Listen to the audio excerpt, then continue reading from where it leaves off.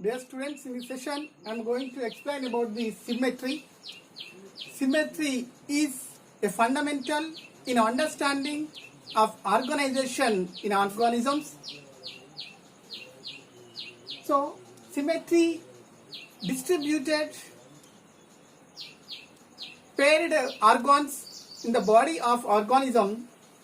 So here there are three types of symmetries are exhibited by animals which are included in the kingdom of Animalia. So they are asymmetry, radial symmetry and bilateral symmetry. So let us see about the asymmetry. So first of all, we know the definition of symmetry. So here, if we dissect an organism by polar axis, it can give two equal antimeres is called symmetry. A means absent. So there, if we dissect an organism by polar axis, it does not give two equal antimeres. That is called asymmetry. So asymmetry exhibited by the lower organisms such as sponges belong to the phylum Porifera. Next one, radial symmetry. Radial symmetry means if we dissect an organism by any polar axis, if we dissect an organism by any polar axis, it can give two equal antimeres. The type of symmetry is called radial symmetry. So this radial symmetry is advantage to organisms by the respond equally stimuli to the all directions.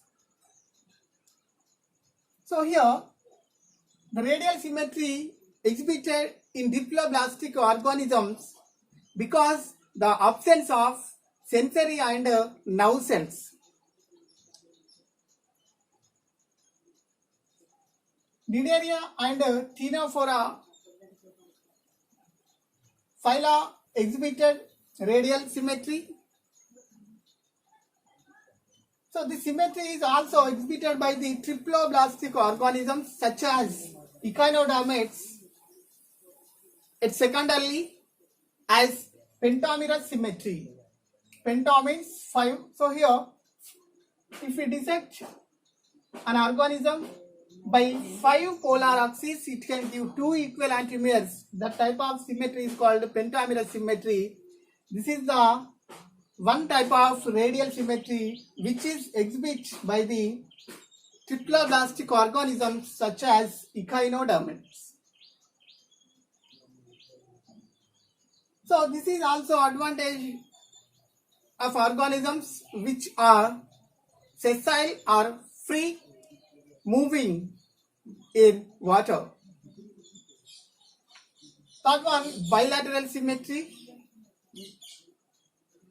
If we dissect an organism by only one polar axis, if we dissect an organism by only polar axis, it can give two equal antimeres is called bilateral symmetry. Human shows bilateral symmetry in this diagram. So here, this polar axis can divide into two equal parts.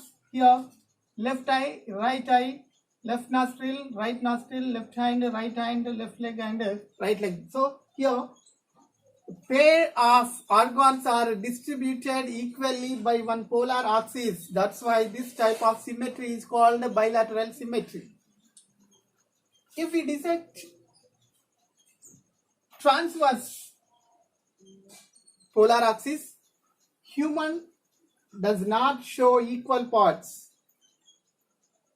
That means in this diagram, only this transverse section will give two equal antimeres. That's why this type of symmetry is called bilateral symmetry.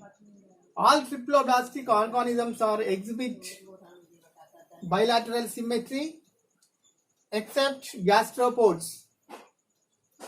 So gastropods at first exhibit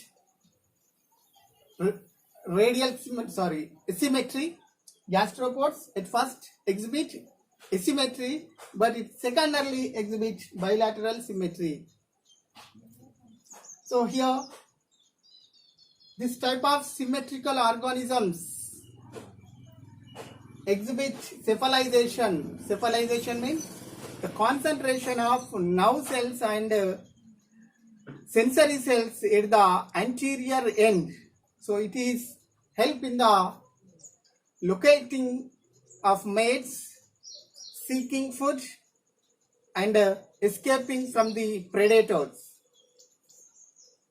So this is about the symmetry. So in this picture we can observe radial symmetry which is exhibited by the hydra.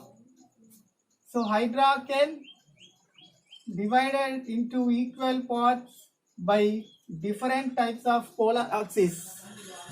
That means hydra can give two equal antimeres by any polar axis.